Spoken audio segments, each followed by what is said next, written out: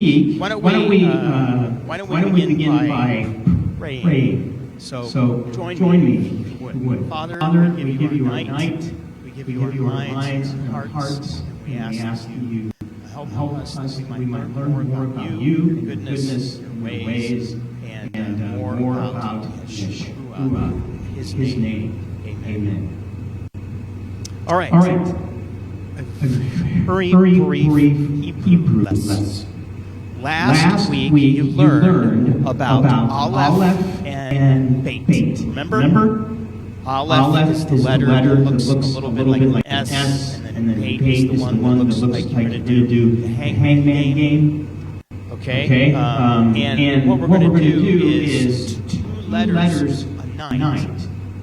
All right? And that means in 22 weeks you'll know all the letters, and then we'll begin to put the letters together a little bit more. Okay? Now I have a new board tonight, and it's a little bit nearer, so I hope everybody's able to look at it, but you have the letters in your notes as well. Okay? And what we're going to look at is the letter Gimel, which easily can be drawn like that.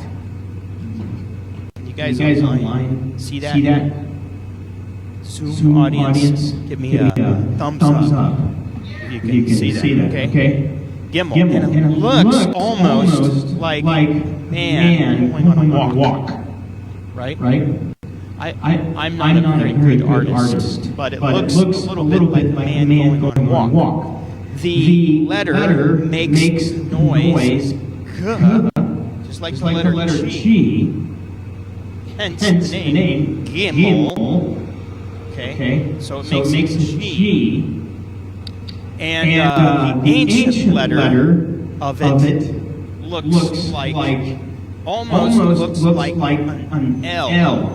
Okay, just sort of like that. And what that is a leg and a foot. All right? And that means that the letter means walk. Gimel means walk or go or put your foot out. That's the background of the letter. Okay? Next is the letter Dalet, which looks like that. Dalet. It's like you go all the way over and then go over a little bit and go down. Dalet. It makes a noise, okay, and it is a picture of a door. Okay, and it doesn't matter if you do it that way or that way. You're gonna if you go and you look at ancient letters, sometimes there'll be more than one way of drawing the ancient letter. Okay, so if Gimel means foot, Dalet means door, because that's what it is. It's a door. Okay? So when that letter is used, it has the idea of going in or going out, entering in a door. Okay? Now we have a word in Hebrew that uses both of those letters. Okay? So that means it's by the way, it is it's Gimel and Dalet all together. Good. All right? And the word is Gad. Now, what do you know about Gad? Yeah. Gad is one of the tribes of Israel, and it means fortunate. Okay? And now you know 2 Hebrew words using only those beginning letters of the alphabet. What was the word you learned last week? Av, which means father. Okay? Now you know Gad, which means fortunate. Okay? Or glad that you are fortunate. Okay? Anybody else need notes? Because I made a couple more. Looks like you got your notes.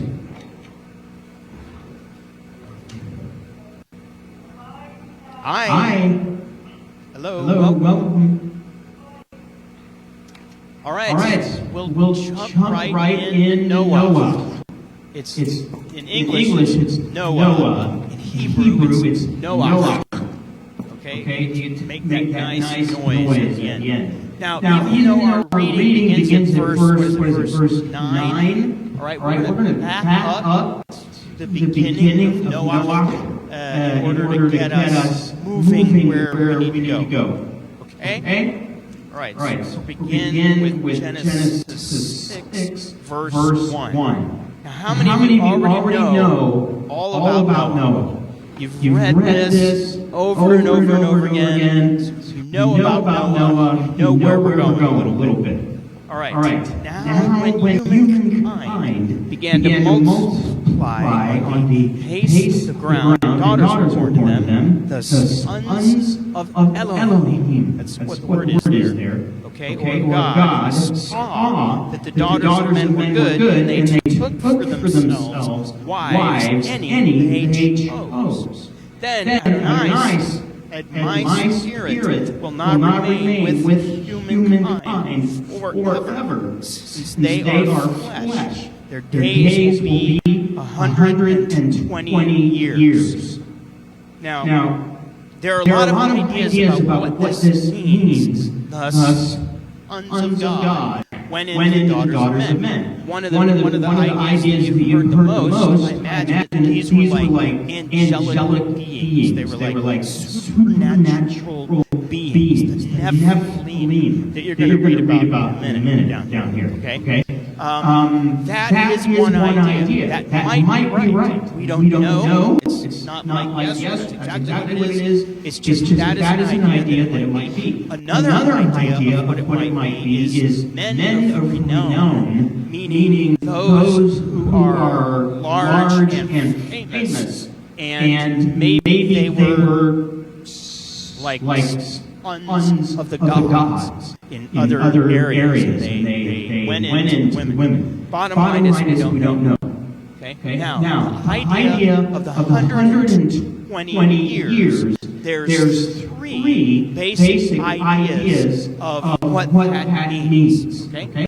One or all of them might be right. Okay? Number one might be about how long humans are going to live now.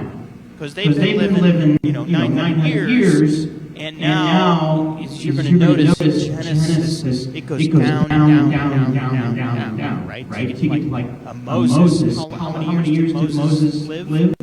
120. Okay? So it's like it goes down. That is an idea. And one of the reasons that is given for why it went down like that is that, when you read about the flood, the windows of the heavens opened. And the windows of the heavens, remember back in Genesis 1, you had water that was above and water that was below. So the water that was above may very well have been a dome over the earth that was like an atmosphere that allowed a much greater level of oxygen in the atmosphere. And people lived longer. When that dome was gone, when the flood was over, because it had never rained, right? Okay? So now it's going to rain, the windows of heaven are going to open, that dome is going to go down on the earth. And if that's happened, then it would make, it would make sense that the lifespan would be less, right? Okay, the other idea, the second idea, and by the way, this is in the book of Asher and other writings, not Asher, Jasher.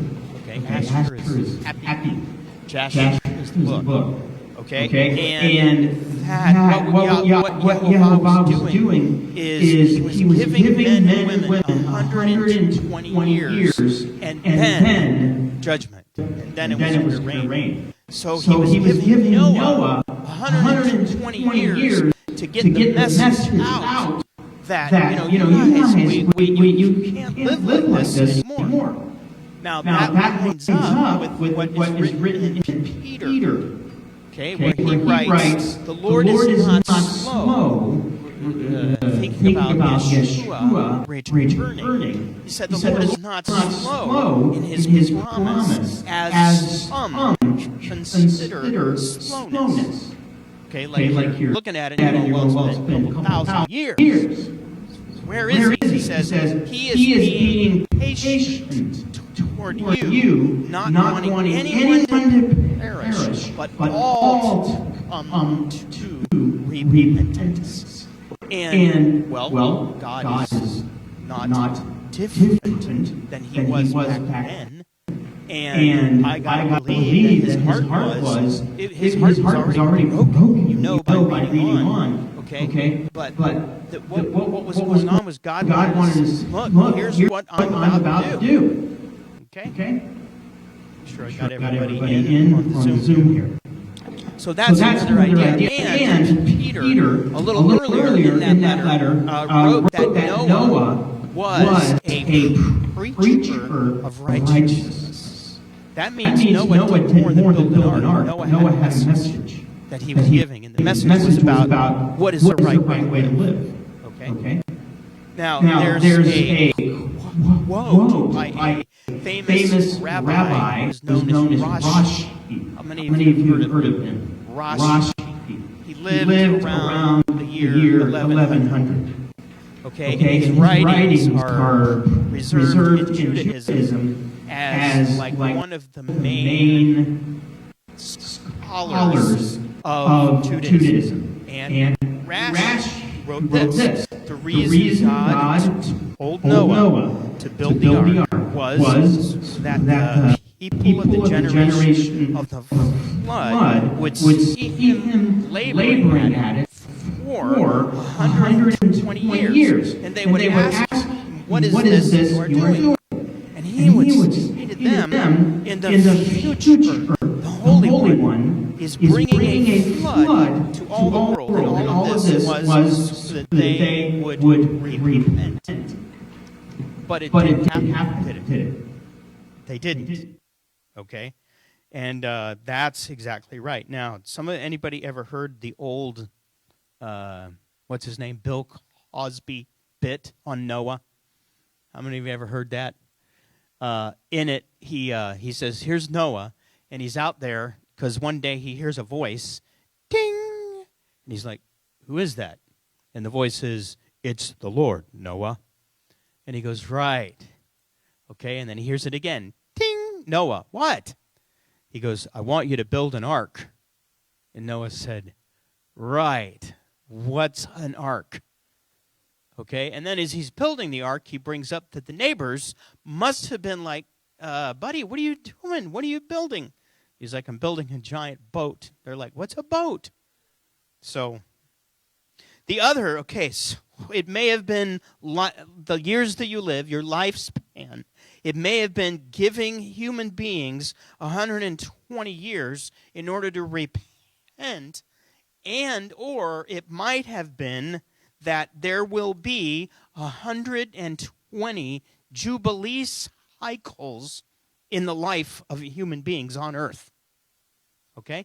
If that is right, then that means that we are very near the end. We're very near the 120th Jubilee.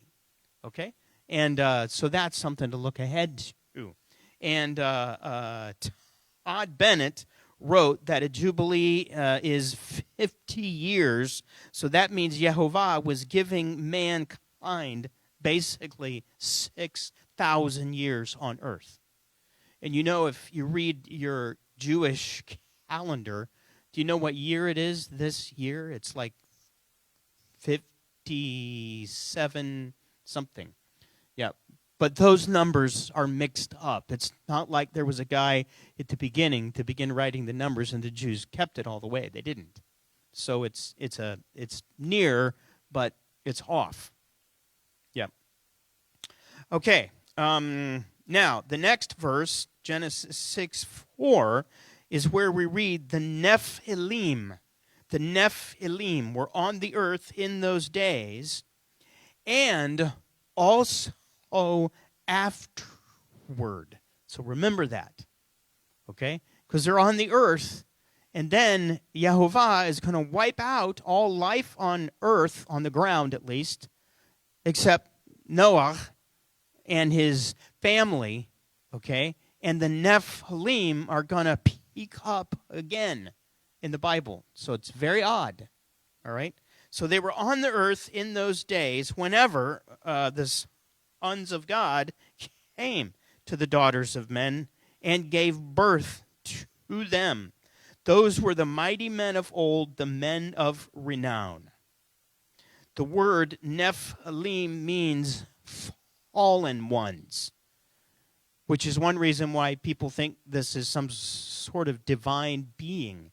You know, we know that the angels, you have the devil, and then you have the angels that are now demons that followed the devil. And how many were there out of all of the angels? How many? A third followed the devil. Okay, so something is going on there with these fallen beings and mating with human women.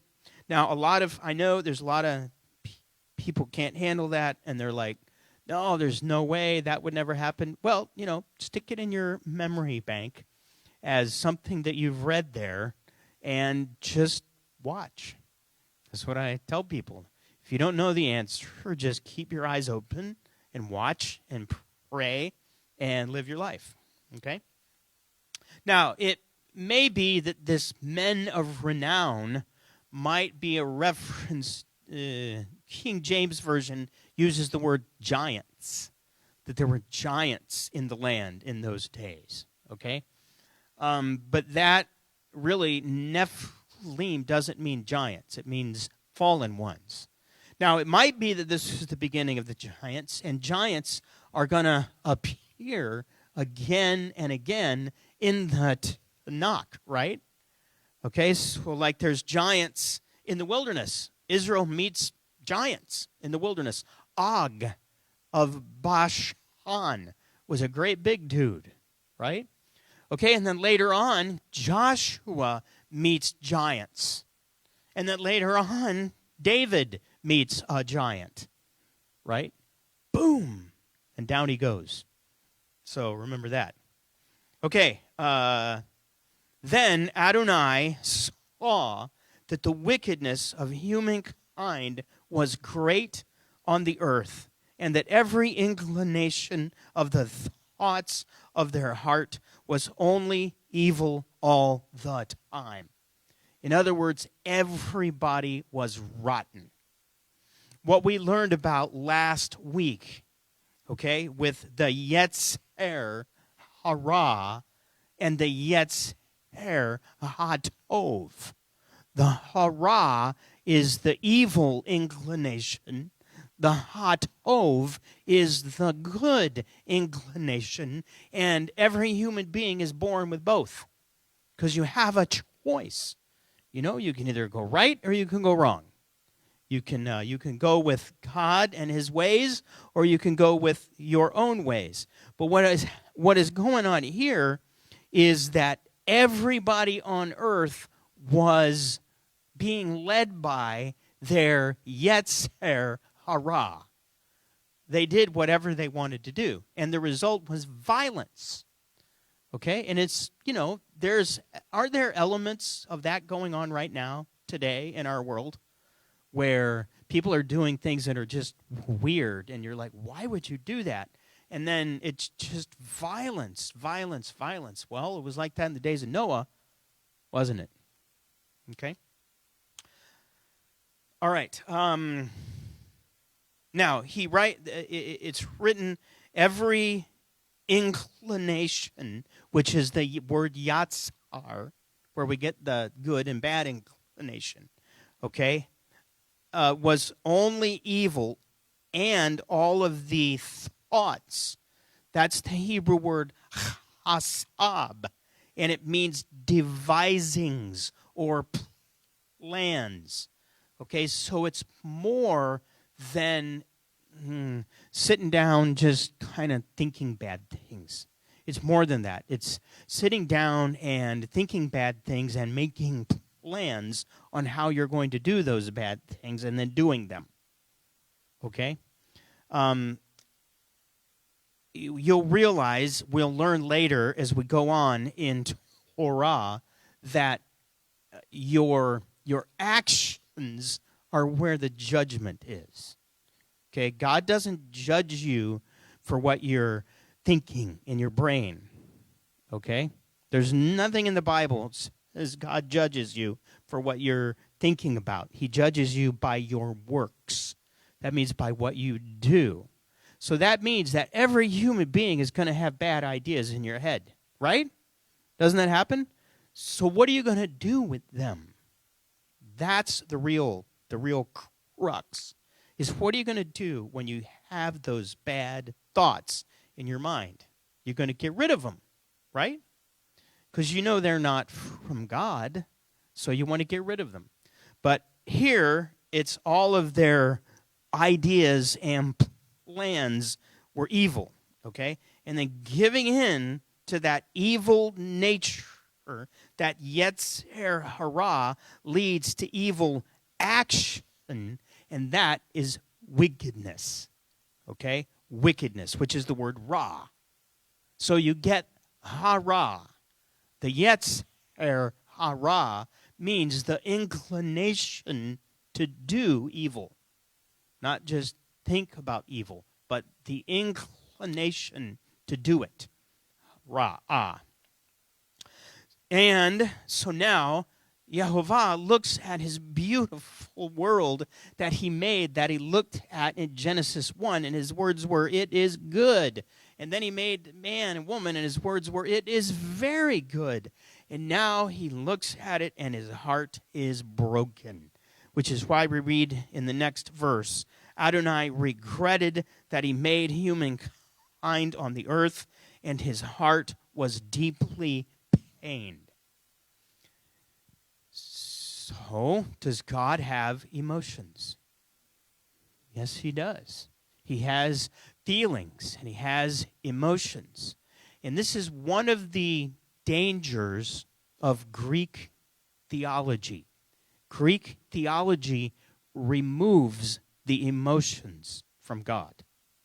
It makes God in a box, and he never changes his mind, which he does in the Bible, by the way. He doesn't change who he is, but he changes his mind more than once, okay? But he's good. He's always good and holy and righteous, and unholiness and unrighteousness among his creation is heartbreaking to him. You can read in a lot of the words of the prophets of God's heart that is broken. If you really want to read all about it, read the book of Hosea. Just a whole book is about that. But look, in Ezekiel, this is what Ezekiel writes about God's word.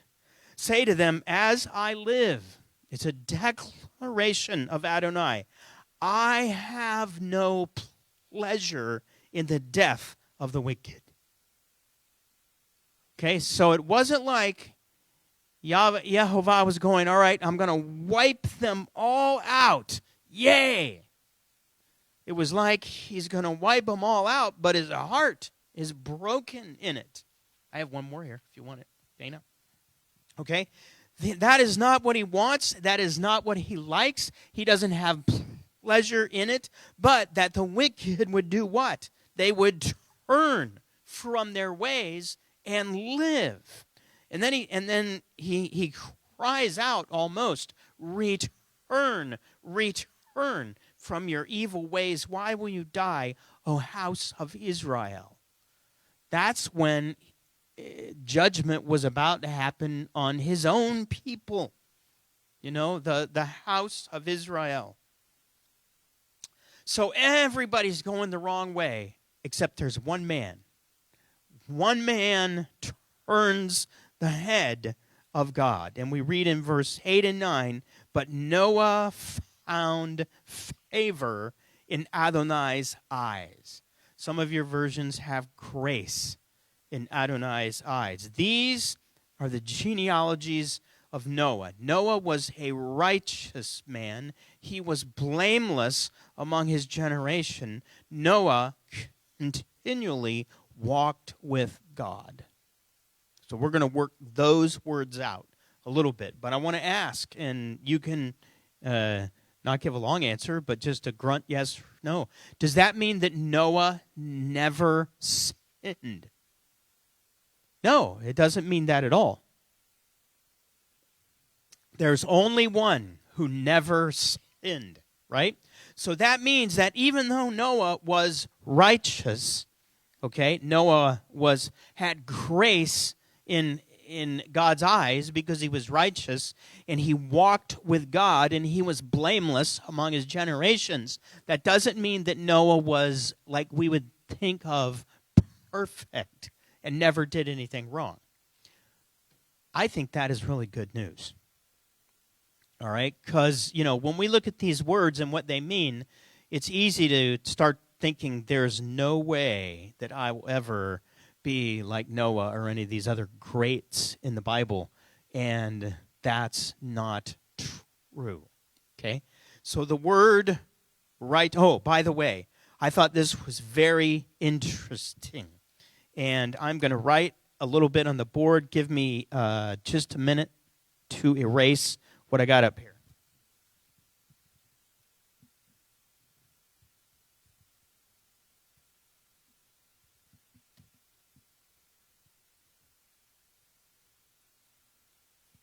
Okay, did you notice, or have you noticed, that Hebrew letters have English letters that are like parallel to them, right? Like the word, like the letter bait. Bait. What letter would that be in English? B, right? Okay, the letter hey would be the letter H. Okay, the letter hate would be CH. All right? So if you want to get lazy and not write the Hebrew, then you can use English letters and write it out. Okay? Which is what I'm going to do right now. Even though I can write the Hebrew as well, but we're just going to look at it in English. The letters of Noah, there's basically two letters in Noah's name. Okay? It's a nun and a hey. Okay? In Hebrew, it would be a nun and a hey. All right? That's Noah. Noach. Actually, it's a hate. Sorry. It's got the edge on it. But you guys didn't learn hate yet, so it doesn't matter. It just looks like Hebrew to you, right? Okay? See how you would get Noah out of those letters? If, and this is a very Hebraic way of looking at words and letters in Torah. If you reverse the letters, okay, you have hen, okay, which looks something like this. Hen. And you know what that word means? Grace. Okay, so when you read Noah found grace, it would read something like noach hen. Noach hen. Okay, by reversing the letters of his name, you get, okay, so I just, that's one of those Hebrew devices in the letters in the grammar that you can look at and go, wow, that's interesting. No, hen, hen. Almost, if in English it looks like a hen, H-E-N, like a chicken. Oh, is that right? Nohen means again. In Dutch, is that your language? Yeah. Amazing. Grace again. All right, the word righteous is a really big, important word in Hebrew. It's the word zedek. Say that with me. Zedek. Zedek. Okay, it means righteous, blameless, just. The ancient meaning of the letters would be following an established course of action. Okay, which would mean, in our day, it would mean keeping God's Torah in your life. So what does that make you? A tzedek, one who is righteous. That's what the word tzedek means, okay? Now, a righteous man, a tzedek man, is known as a tzaddik. So you have tzedek, which means righteousness. You have tzaddik, which is a man who is righteous. Okay, it's the noun, verb, form, the noun form of it, okay? In Judaism, a tzaddik is like when, if you were raised in Catholicism, you have what? You have saints. In Judaism, a tzaddik is like that. They're like the most righteous, best that there are, and it's not everybody that you look at and you go, well, he's a tzaddik. She's a tzaddik, okay? But that's the way it is in Judaism. Now, we know that Yeshua was the ultimate tzaddik. He was the ultimate righteous man. As we read in the letter that John writes in 1 John 2:1, that if anyone does sin, we have an intercessor with the Father, Yeshua, the Messiah, the tzaddik, the righteous, or the righteous one. Okay? So keep that in mind. So in a way, Noah is going to be like a picture of the ultimate tzaddik. Okay? Now, you read the word blameless, translated in English, blameless. It's the word tamim, and that means whole or complete, without blemish, with integrity. It's a good word. Okay? So Noah was not only a tzaddik, but Noah was tamim. It's a very interesting word, because later on, we're going to read that word again, and you're going to read how in most of our English Bibles, that word has been translated wrongly. Okay? It's about, when we read about Jacob and Esau, you're going to read in your English, Esau was was a hunter who loved the outdoors, but Jacob was a quiet man or something like that. That isn't the right word. The word in Hebrew is tamim, which means Jacob was a blameless man. Jacob was a man who was living his life the right way until his mom got a hold of him and said, hey, we're going to do something here, okay, to get the blessing. But we'll deal with that word later. Now, we read, so he's among his generation. He's blameless and he's righteous. He's a tzaddik and he is tamim among his generation, or in his age, okay? That is a phrase that means that when you look at Noah and everyone else that lived in his generation, Noah was like a bright light from everyone that was there in his generation, okay? And I have a quote in the notes by Dennis Prager, and I think that this is really good to hear, by stating that Noah was righteous in his age. The Torah makes it clear we are to judge people by standards of their age, not the standards of our age.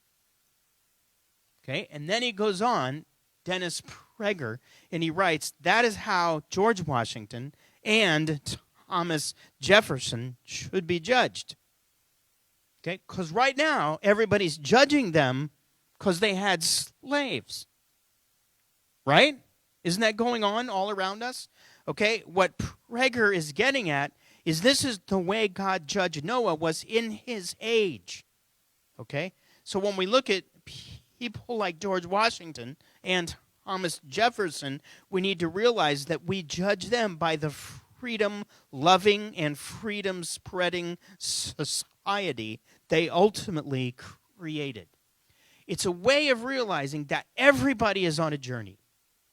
And you're responsible for where you are in life, not for where people are going to be a couple hundred years away, and then they look back at your life, because we have no way of knowing what it was like other than what we read in Genesis. Okay, I have no way of knowing, write it down if you have a question, we'll do it later. I have no way of knowing what it was like when Martin Luther wrote his 95 theses and hung them on the wall, okay, because we look back at Martin Luther and we go, man, he hated Jews. He was a bad dude. Well, yes, he did. That was not right. Okay, but that doesn't mean that everything he did was wrong. You get what I mean? Okay, so it's a way of looking at, in his age, he was tzaddik. He was righteous, and we can learn from that. And he walked with God continually. The word walk is another very important word in Hebrew. It's the word halak. Halak. And halak is a Hebrew metaphor that means the way you live your life.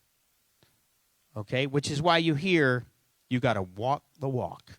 That's what that means. That means that is the way you live your life. Okay, so, and when we really walk with another, we have a relationship with them, whoever they are. That's what that means. We walk together.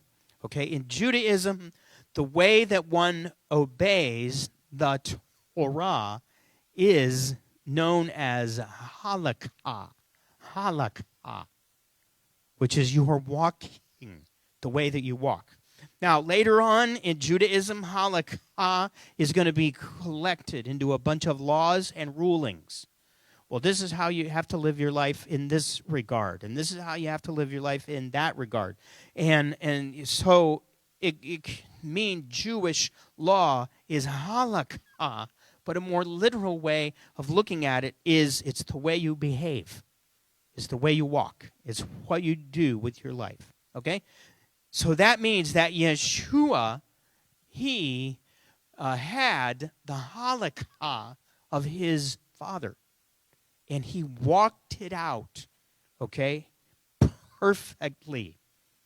Just as we're reminded, by the way, in Ephesians, he reminds us, Paul, he says, I, a prisoner for the Lord, urge you to walk in a manner worthy of the calling to which you were called. And in John's letter, whoever claims to abide in him must walk just as he walked. So that's the idea. Noah walked with God. So all of those words together, you've got all those words together, right? You've got Zedek, righteousness. You've got Tamim, wholeness. He is who he is, okay? And then you've got Halak. He walked with God. You have a man who did his best to do what was right in his day, okay? Now, that would lead us to ask, what is your halakha? How do you live your life? How is your walk? How are you walking with God? Is it good? Is it not good? Does it need improvement? You know, the good news is he's very loving, and he's waiting to help. You know, whenever we're ready to get going, he's waiting to help. Okay, moving on. Back to Genesis 6. Then God said to Noah, the end of all flesh is coming before me, for the earth is filled with violence because of them. Behold, I'm going to bring ruin upon them along with the land. Now, how many of you know that almost every ancient civilization on earth has a story of a great flood? I don't know if you knew that.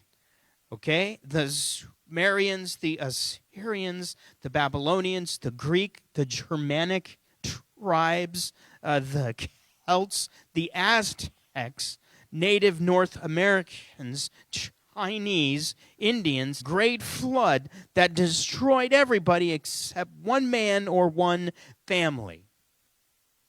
So knowing that, that leads me, one, to believe, well, this really happened. Okay? Because it isn't only in Torah that you learn about an event like this. However, remember, between Yehovah, the creator of the universe, the one God, and all of the other gods from all of the other cultures that were on earth. Okay? So we have to ask, what is you? We're going to read about that. We're going to learn a little bit more about that in the next. Family who is saved are not saved because they are moral or righteous. It's either because of how they look, or it's because they have great wealth. Saved because he's a righteous man. One of the most well-known of these ancient stories is known as the Gilgamesh epic. Have you ever heard of that? The Gilgamesh epic.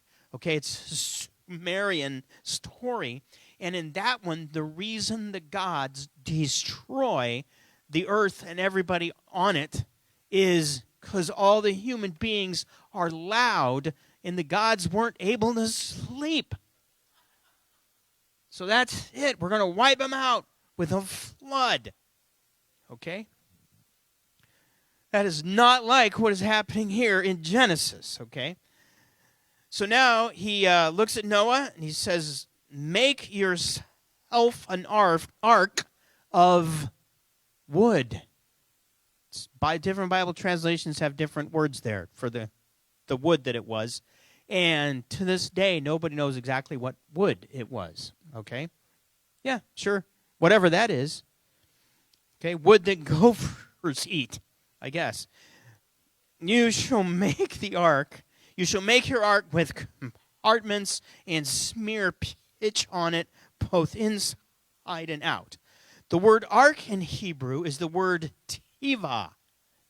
Tiva. And it means a box or a vessel. Okay? The word tiva is only used in one other place in the Torah.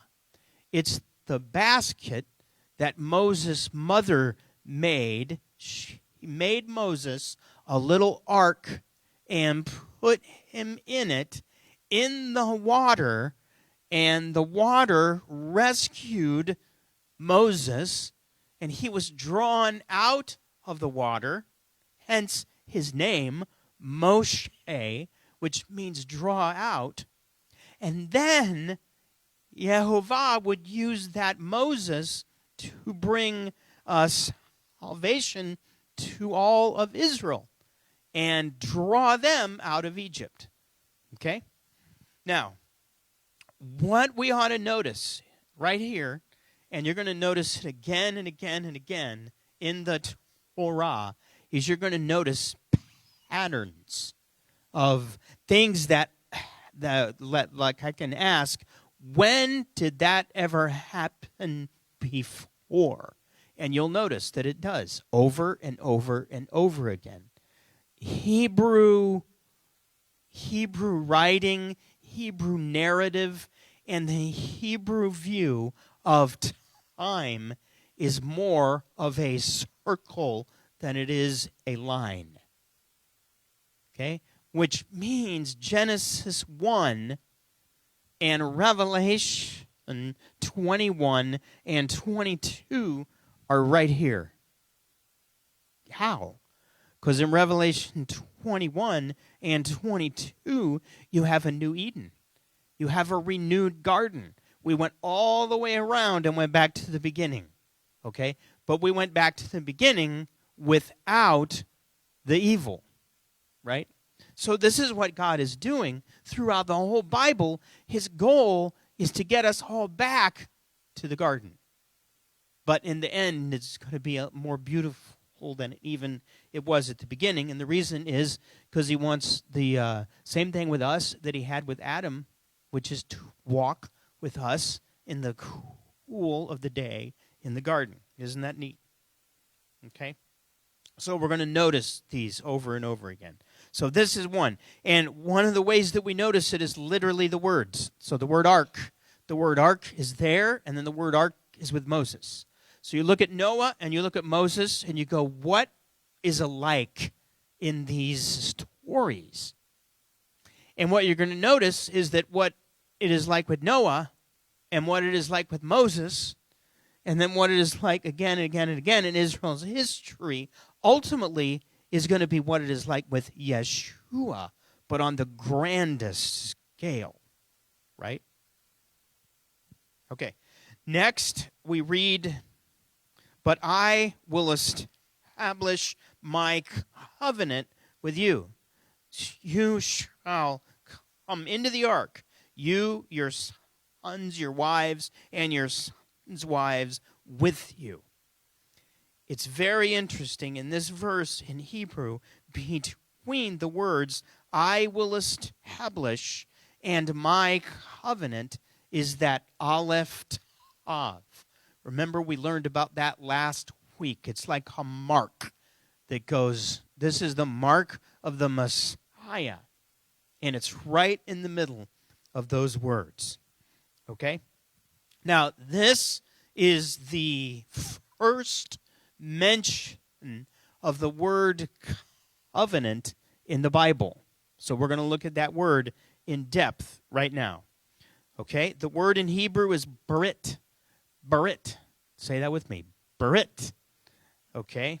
And it means a solemn and binding agreement between two or more parties, and it has to do with the performance of an action or actions. You do this, I'll do this. You do this, I'll do this. So let me ask, did Noah have to do anything? What? What did Noah have to do? He had to build the ark. He had to listen. It's just like Abraham. People say, well, Abraham believed he didn't have to do anything. I'm like, yeah, he had to do something. He had to obey God. Okay? Belief and obedience are like two sides of one coin. They're not, you only in Greek can you separate those, and you can have belief without obedience. Cannot have belief without obedience in Hebrew. Do you know what I mean? You can have belief without obedience in Greek. Okay, so you have people that go, I believe in Jesus. I believe that he died in order to bring me forgiveness. I believe that he rose from the dead. So that makes me a believer. Okay? But that isn't what it means to be a believer. You got to go on. Okay, yes, I believe that all of those events happened. Therefore, I am going to move my life in order to obey him because he's the one that I believe in. So I'm going to live out my life in obedience to him. That's what it means to be a believer. Okay? All right. Lost my glasses. Okay, back to this word, berit. Berit was usually or often instituted by an animal dying, a blood sacrifice. Not always, but usually, okay? And berit, it's very interesting, is from a root word that means feed, meat, and cut. Okay? So it's a word that is related to cutting up animals. Okay? Berit. Now, if you look at the ancient language, so what I have in your notes is I have the biblical Hebrew. There's a bait and a resh and a yod and a tav. And then I have the ancient pictures right by it. So you've got a house and a head and a hand and a cross. Okay, so you can get the meaning of the word berit in the ancient language is something like this. The house of the highest will be made through a cross or a covenant. The house of the highest will be made through a covenant.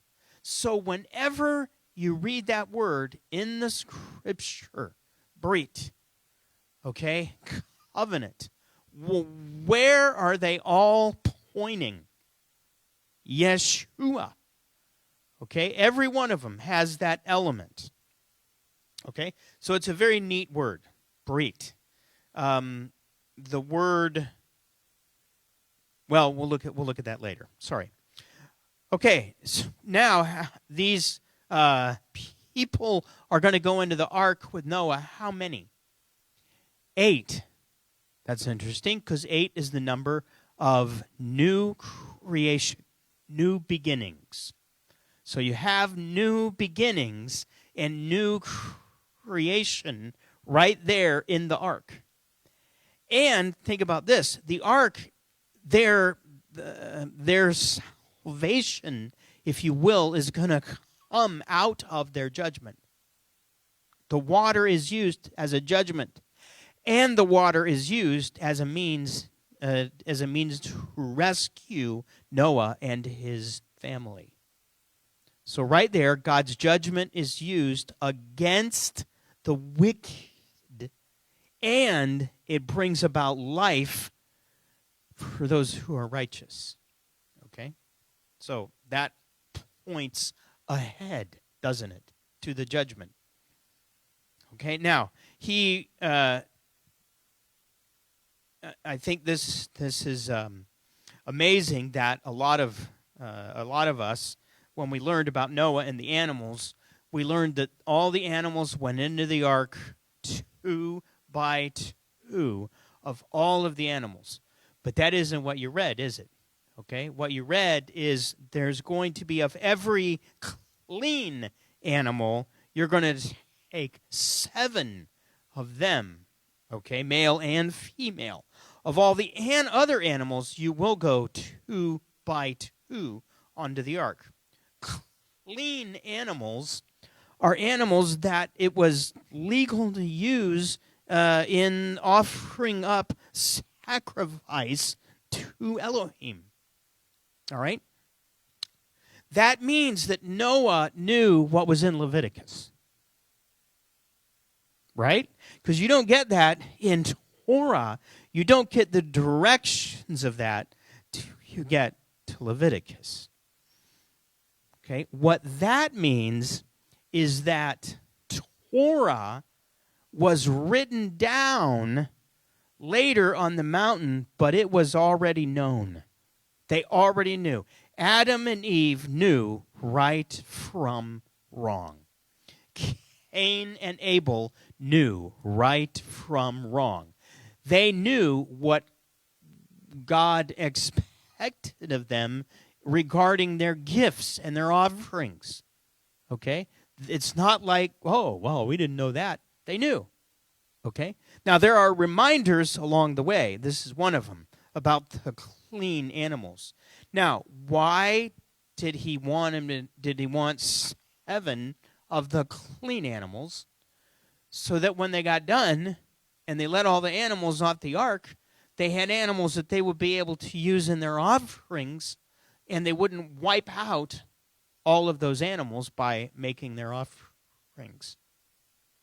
Yep. Okay. Now, Genesis 7, verse 12. Then there was rain upon the land 40 days and 40 nights. That number is really significant in the Bible. And here's a list of not all of the significant usages of the number, but some of the main ones. Okay, it rained 40 days, 40 nights. Moses went up on the mountain to get the commandments 40 days. Both trips. Remember, he went up once, came back down, destroyed them. He went up again. Each of them 40 days on the mountain. In Numbers 12, the scouts in the land were in the land 40 days. Okay, Israel wandered in the wilderness 40 years. Goliath presented himself to Israel 40 days. David reigned over Israel 40 years, as did Solomon. God gave Nineveh 40 days to repent. Yeshua fasted in the wilderness 40 days. Yeshua presented himself alive and resurrected to his followers for 40 days. And as a little note, pregnancy is about 40 weeks. So there is something about that number. Okay? Genesis 8:1. Then God remembered Noah. The word remembered is an idiom. It doesn't mean that God was sitting there and he went, oh, dang, I forgot about Noah. He's out there. No, it means, okay, he remembered Noah and all the wild animals and all the livestock that were with him in the ark. God caused a wind to blow over the land, and the waters subsided. Okay, God remembered is a Hebrew idiom that means God to act. So later in Exodus, when you hear about the children of Israel and they're crying out, you'll read God remembered Israel and the promise that he made to Abraham. It doesn't mean that he forgot.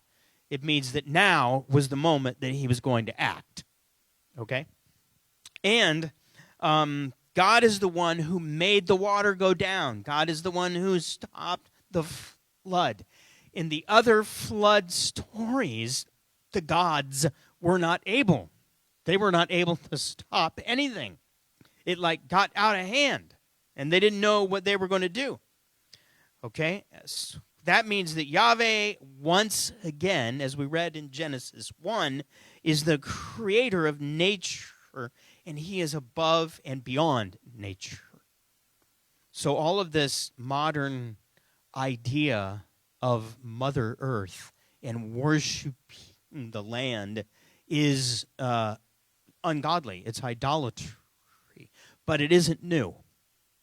Okay? It's been going on since way back in the beginning that people worship the creation rather than the creator of the creation.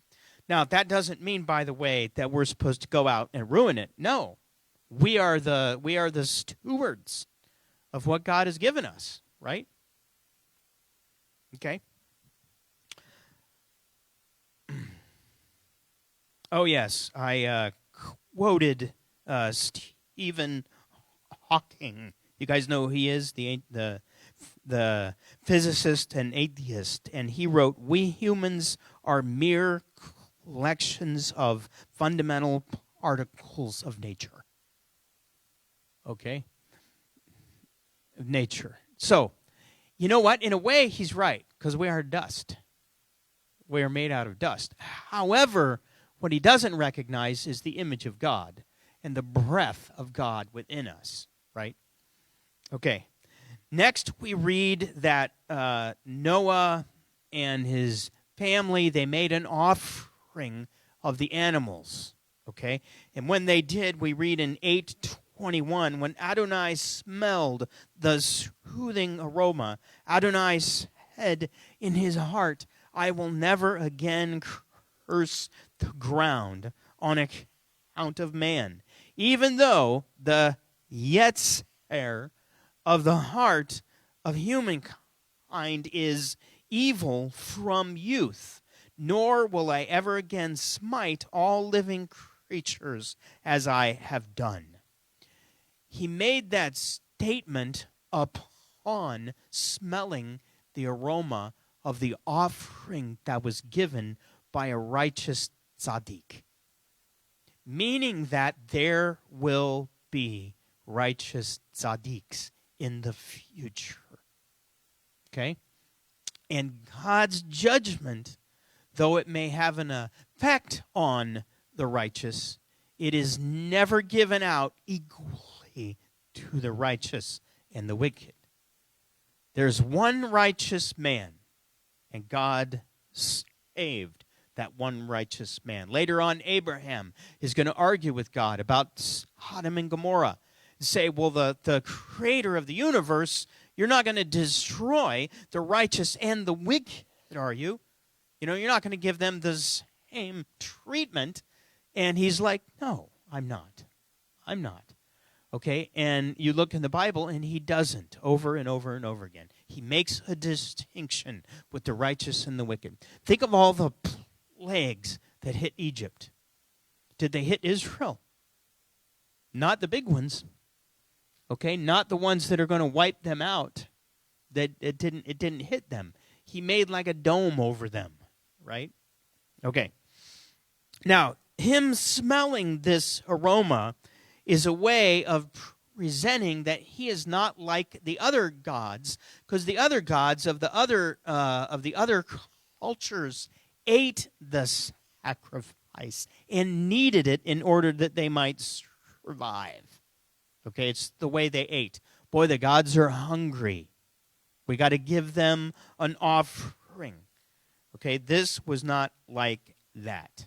Now, something else that I read in Prager that I thought was really good. The fact that even here, okay, before the flood, it was obvious. The Yetzer, the inclination, was evil. But then after we read again, he says, even though the inclination of the heart of human beings is evil, I'm not going to wipe it out again. Okay?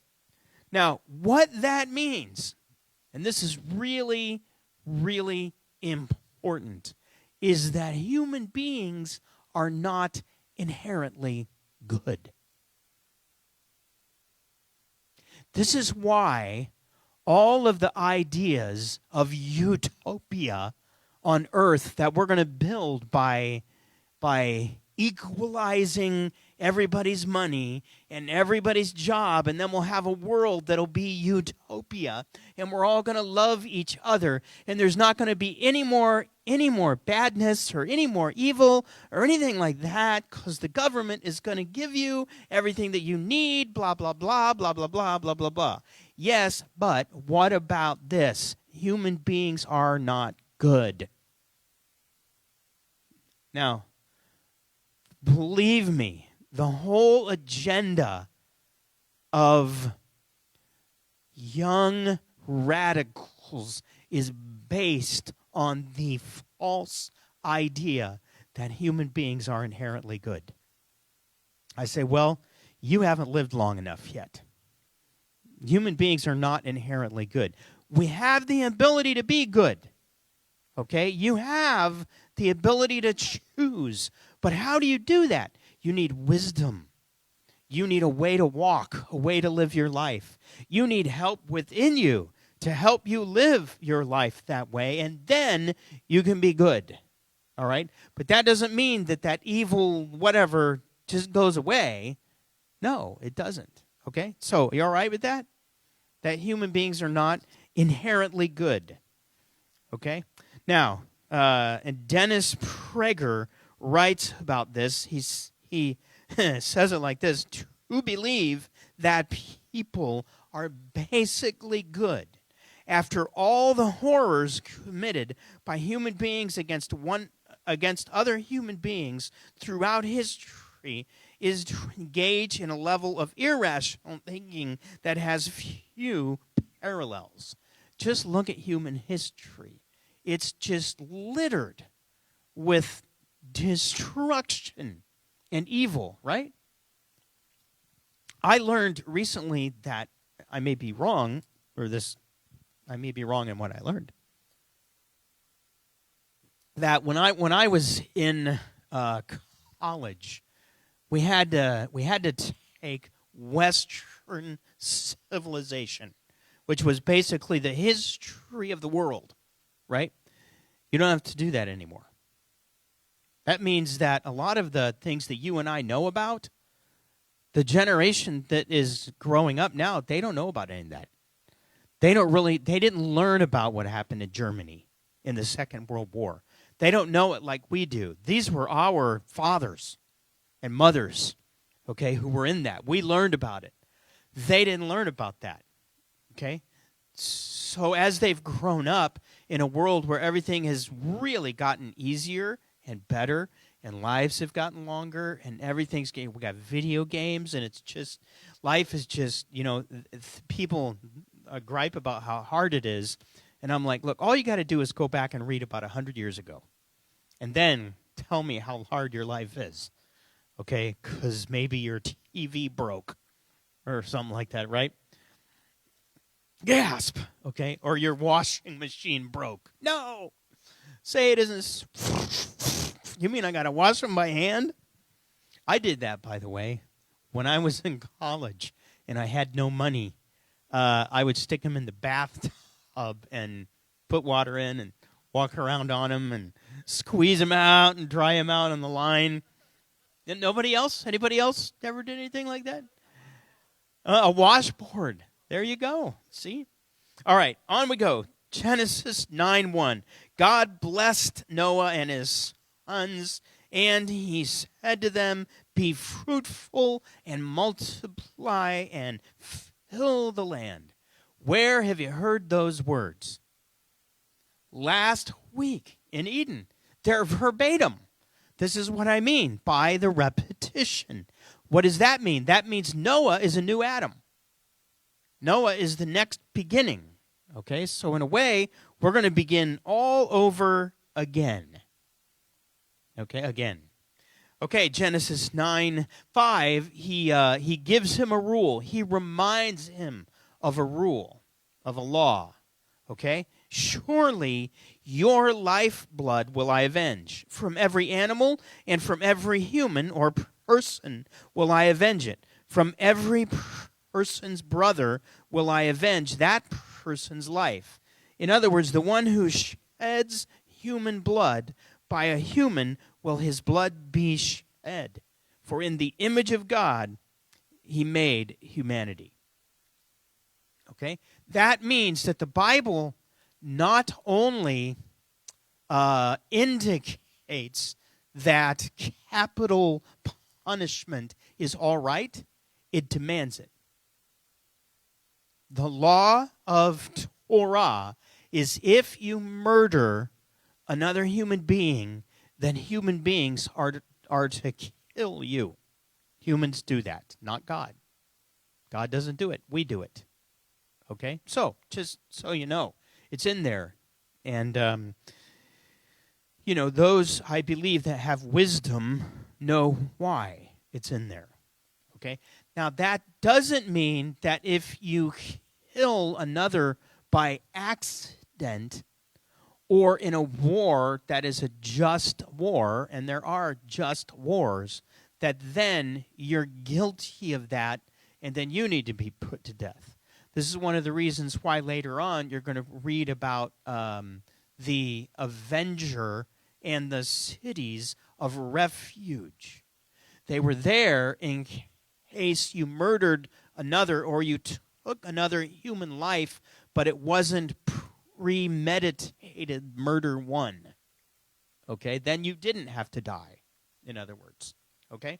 Now, out of this, we get the ideas that we'll look at a little bit of the Noahide laws, or the Noahide laws, which are a set of laws in Judaism that are laws for all humanity. Okay? So the idea is that the Torah is for those who are in a relationship with Yehovah or Israel. Okay? But the rest of the world is under the Noahide laws. This is, by the way, in parenthesis, this is a Jewish belief. That doesn't mean this is a Torah belief. It's a Jewish belief. All right? I'm just letting you know what it is. Okay? That there were laws that were given to all of humanity, and in Jewish tradition, those who are non-Jews who observe these laws are known as righteous Gentiles. Okay? And here is a list of the laws. By the way, the Rabbi Hillel, maybe you've heard of Rabbi Hillel. He lived one generation earlier than Yeshua, and he was a rabbi in Israel, famous rabbi in Israel, who said that Gentiles would be able to be in the kingdom if they kept the Noahide laws. And here's the laws. You acknowledge there's one God. You do not curse your creator. You do not murder. You do not eat the limb of a living animal. That means that that's what people would do. They cut the limb off of an animal and eat it, but they keep the animal alive so that it would last longer. And then you could just gradually, take little bits, pieces of the animal, and you could make it last longer. Yeah, the things that people did were gross. Wait till we get to Leviticus and Numbers and hear about things that people did. Okay, do not steal, incest, adultery, rape, and homosexual relations are forbidden, and we are to establish courts of law and justice. Okay, now if you skip way ahead into Acts, the book of Acts, and they have this meeting, this big meeting in Acts 15, and the Jewish believers in Yeshua, some of them are arguing that the Gentiles need to keep all of these laws, and these laws, the Noahide laws, are involved in that argument. So now you know. If you go back and you read this, and then you go read Acts 15 chapter, you'll know a little bit more about what they were arguing about there. Okay? All right, next, Yehovah says, my rainbow do I place in the cloud, and it will be a sign of the covenant between me and the land. That's interesting. He's making a covenant not only with Noah and human beings, but with the whole earth, with the land. The word rainbow is the word hesed, which is a bow and arrow bow. The bow that they use for shooting. So the idea isn't that God just put something pretty up there, but that God took his weapon of war and laid it up and said, I'm not going to use this. Okay? The rainbow. He put down his weapon. All right, now here we go. Genesis 9:21. Then Noah, a man of the soil, was the first to plant a vineyard. He drank the wine. He had a lot of the wine, and he got drunk, and he was uncovered in his tent. Then Ham, Canaan's father, saw his father's privates. That's this translation's way of saying this, and told his two brothers outside. When Noah woke up from his wine, he learned what his youngest son had done to him. So he said, cursed is Canaan, the lowest slave will he be to his brothers. What in the world does this mean? Okay, here's an idea that I believe has great value in what this means. Okay? The words that we read, saw his father's privates, are literally uncovered his father, or saw him uncovered. If you go all the way over to Leviticus, you read, you are not to uncover the nakedness of your father or your mother. She is your mother. You shall not uncover her nakedness. What I learned is the words uncover the nakedness of your father is a Hebrew idiom for having relations with your mother.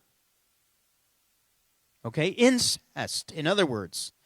And I read in Jeff Benner, who is the Ancient Hebrew Research Center, his words are, Ham did not see his father's nakedness. What he did was he had a sexual union with his mother, and evidently the product of that union was his son, Canaan, hence him being cursed.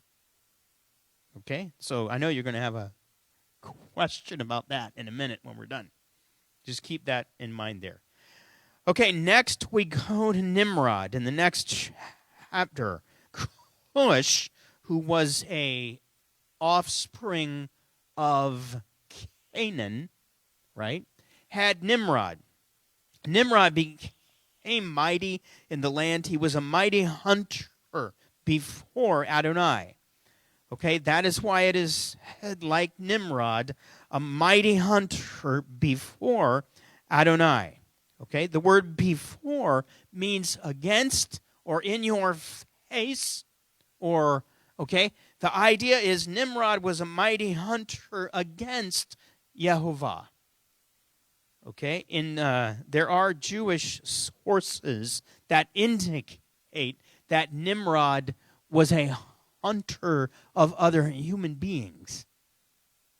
Okay, and he would go on to be an idol, a false god, and develop a whole religion in Babylon, where he built all of his cities, and he built this ancient false worship system. If you read Bennett's work, the book is Restoration, you read that history reveals a very ancient struggle between the worship of the creator of the universe and that of the sun, S-U-N, or other related deities, which dates back to Babylon when Nimrod built the Tower of Babel. And as we shall see, most of the religious systems in existence today derive some of their practices from Babylon. And Babylon represents condoned by Elohim. It was a religious and political. What is the name of the great whore? Babylon. Okay? Because the Babylonian ways of worship began way back here with Nimrod, and they're going on right through today. Okay? So what did they do? The people, they said, hey, let's build ourselves a city with a tower whose top reaches the heavens. The idea is that it's going to reach up to the gods. Okay? So let's make a name for ourselves, or else we will be scattered over the face of the whole land.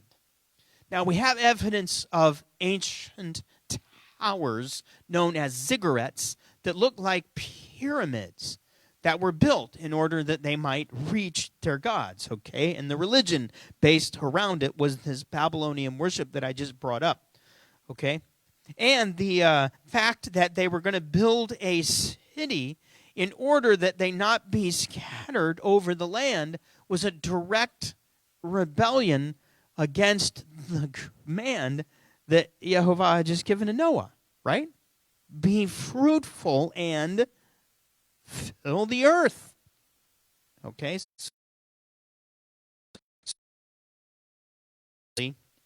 Is Yehovah came down.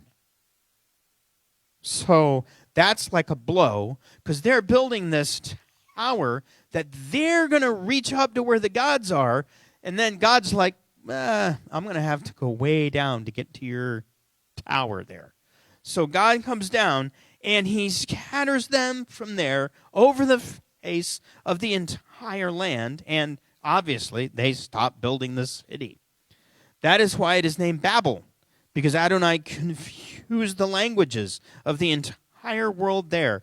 And from there, Adonai scattered them over the face of the entire world, proving, once again, that God is smarter than we are. Now,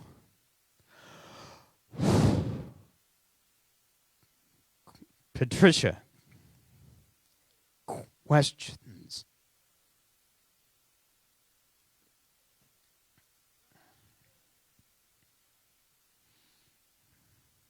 Ham. It's interesting that his name was Ham. Yeah. What birth order? Well, which one? You mean Ham? Well, I think it was Shem and Ham and Japheth. So he would have been second born. Yes? Oh, okay. So Ham was third born. Where did you look it up? In the...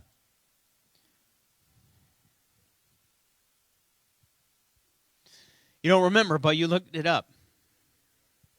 Okay. I believe you. Okay, good. Other questions? Tzaddik.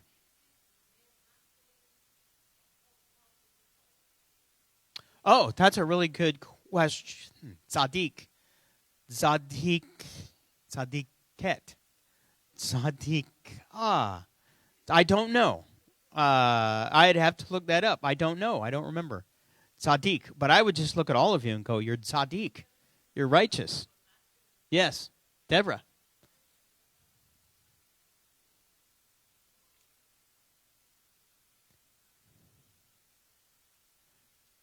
He learned what his youngest son had done to him, right? If my son did something to my wife, he did it to me, right? But yeah, it wasn't just he looked at him and, oh, Dad's naked. Okay, he did something. Yeah. Yeah. So what, is there a question? Oh, there you go. Yes. Ham was the youngest. Thank you very much for those corrections. Hold on. One here. Go ahead. Okay, it was Arla. Was that you? Yes. Okay, go ahead. Going to Genesis 9:5-6 that we went through about the one who sheds human blood, by human will his blood be shed, for in God's image he made humanity. Yes. That would cover abortion too, right?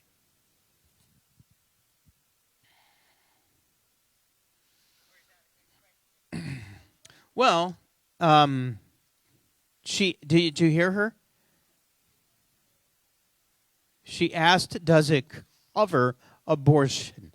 My answer would be yes. However, you got to remember that there is forgiveness. Well, there's always forgiveness, but only if you repent is there forgiveness. But technically, I don't know why that it wouldn't. I mean, I have a hard... This is me, and maybe I'm going to put this out there for everybody to hear. Okay, I don't even like using the word abortion. Okay, because I use the word murder. That's what it is. Okay, in my view, it's killing a baby. Okay, now, does that mean that people who have done that I think they're lowest of the low or anything? No, they're not any lower than any of the rest of us. Okay, because none of us are 100% righteous, and people have all sorts of problems and things, and there's always forgiveness, but in general, as a rule of how we live life on earth, I believe that it's murder. Now, those who believe not the way I believe, pro murder, baby murder, they don't believe that it's murder. Okay, because if they did, then they'd have a big problem. But they don't view it that way. They don't view it as murder. So yes, in answer to your question. David, did you have your hand up? Go ahead. Right. We have these nice words, these euphemisms that we use for things that are really horrible that human beings do. Yep. Yes. Dante. Yeah.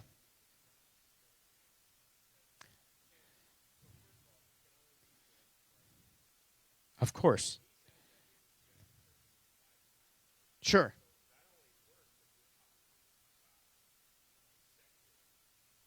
Sure, but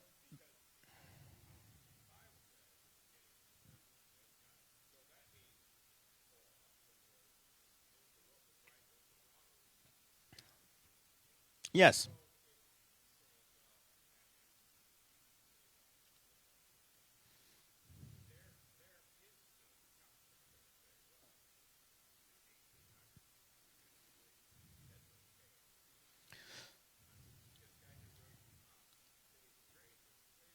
Right.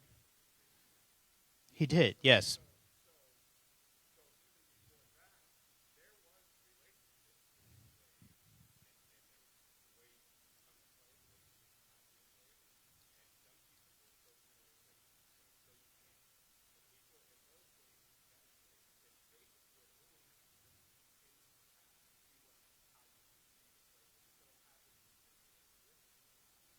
Yes.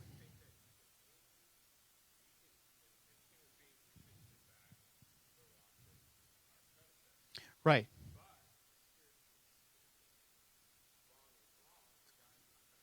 Yeah, I agree with you. You got to realize Dennis Prager is a Jew, and he's not a messianic Jew. And so, you, I glean some basic moral ideas, and some of the things that we're learning in here. But I think the idea is that we have a habit of looking back on others and judging them without being there in their life situation. And maybe they, like what I learned about Thomas Jefferson and George Washington and the founders, is they did not agree with slavery. They did not think it was a good idea at all. But they didn't think there was any way they'd get rid of it in their day. So they built it into the documents, knowing and believing that one day there would be a generation who would go, hey, wait a minute, and they would be able to get it done and fix it. So, yeah. Right.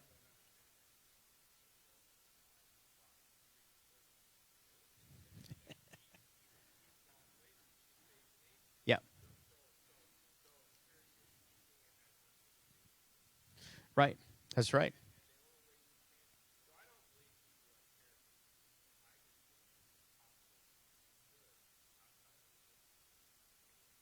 Well, yeah, we know that because we've done our best and it didn't work very well. And we need that. We need that relationship with the Lord. However, there is the idea this is right and this is wrong. People who generally want to do right are good. They're not perfect. They might not even be godly, but they're not like wicked. They're not like always doing bad and things like that. Right.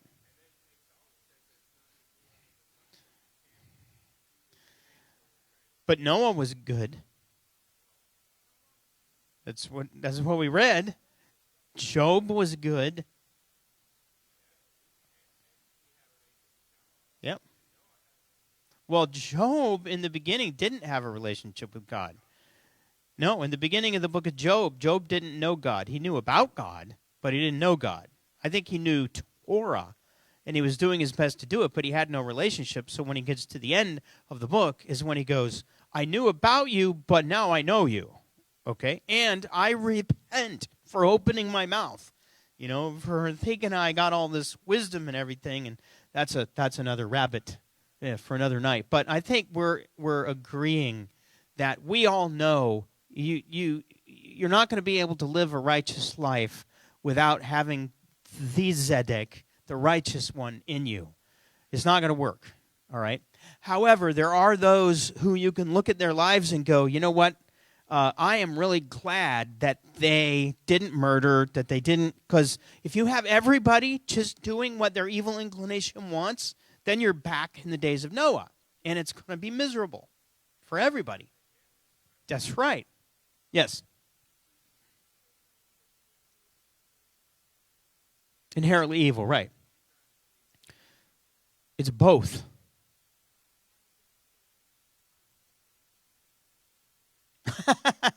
Well, there is that, yeah. That's right. Yeah. But we're not, but listen, remember, it doesn't have to be all one or all the other. You don't have to be all inherently evil or all inherently good. You can be both. You are inherently evil and inherently good. Go ahead. Hold on, Arla.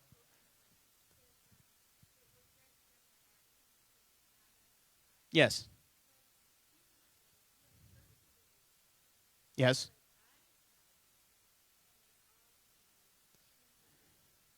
Sure.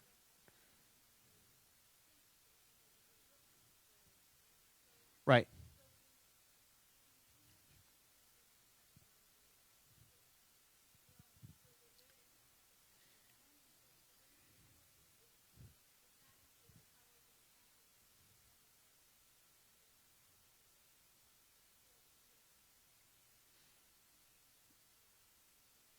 Sure. I agree.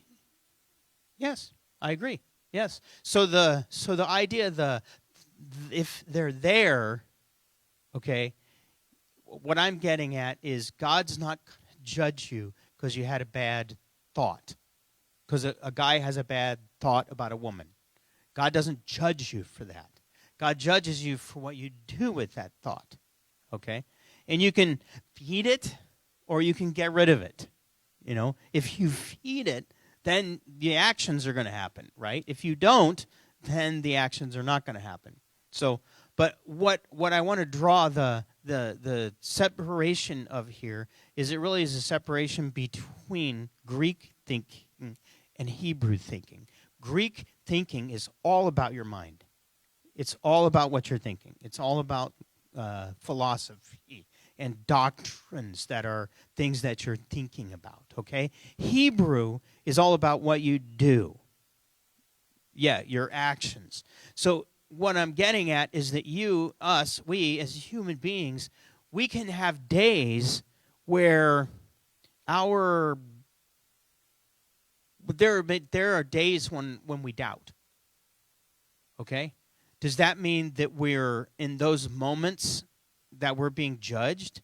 No. What are you going to do with it? Are you going to keep living the right way even though you may have a day or a week or a year when you doubt? You're going to be judged for what you do, for your actions, you know. But the good news for all of us is the blood of Yeshua will cover even the actions that we did, which are the wrong actions, if we repent, you know, which is good news. So second, halak.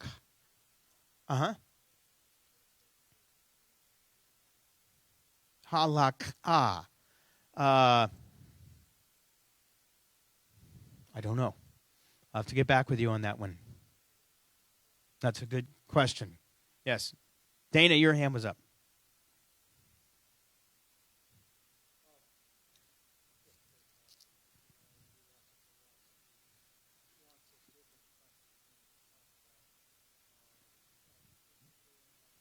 Evil in your heart, right. Yeah, that's in Jeremiah. Yep. Yep.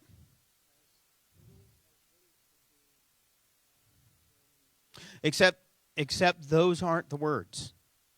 The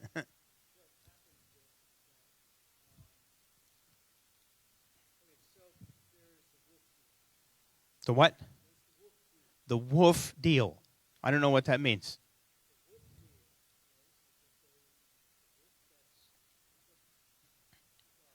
The dark wolf. Uh-huh. Or the light wolf. Yes.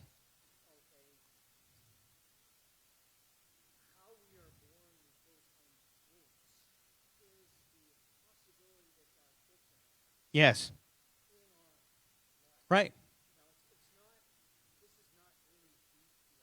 But that's free will. Yep. That's right. That's right. Yep. Yes.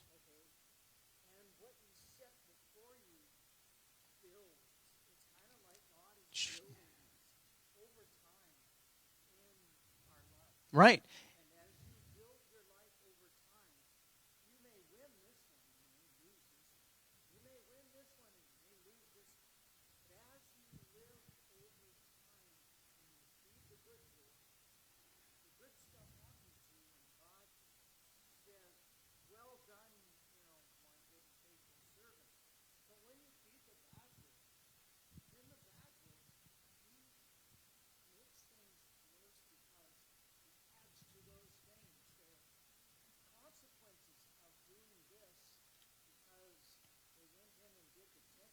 Yep. Yep. You're right.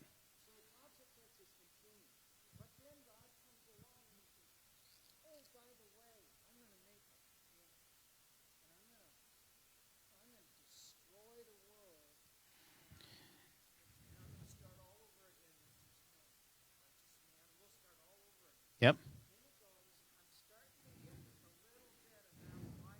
You have 1 minute.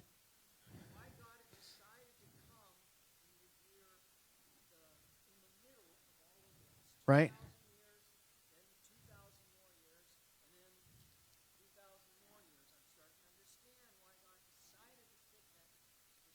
Hmm.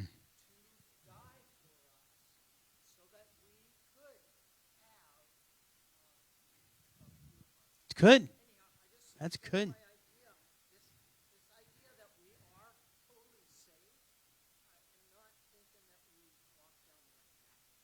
Mm. What do you mean? Totally.